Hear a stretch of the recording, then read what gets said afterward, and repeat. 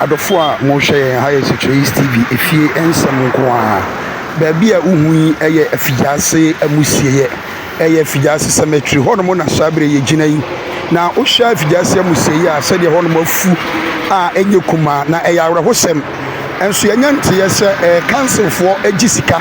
ansa na obi aba besie funu ha san so na traditional council no so gyi sika ansa na obi aba besie na mu ɛwɔ ha sei na question ebisa no sɛ eti sɛ sika na mpanimfoɔ mienu wei agyeje no hemfa na sika no ɛwɔ hemfa na ɛkɔ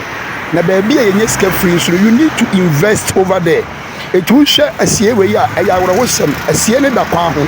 ɛkɔ bɛyɛ bosome bɛyɛ miɛnsani ana asie afu a yaka ho asɛm a yɛne mpanimfoɔ ahyɛ dɛm aka ho asɛm a na enso ɔmo nyɔma gye so betu ho anamonti na Trace TV yabɔ mmɔden a akɔ amusie hɔ no mo akɔhyɛ sɛdeɛ amusie wɔte hɔ no mo afuo na mibusa sɛ enti sika na ɔmo gyegye no deɛ councilfoɔ gyegye deɛ na ɔmo de yɛ deɛ traditional council gyegye no ɛdeɛ na ɔmo de yɛ akonta bɛyi ɛna ɔmo bu ɛde kyerɛ yɛn because mi hu investment bia ɛyɛ council no ana traditional council no ayɛ ɛwɔ amusie asɛi ɛnso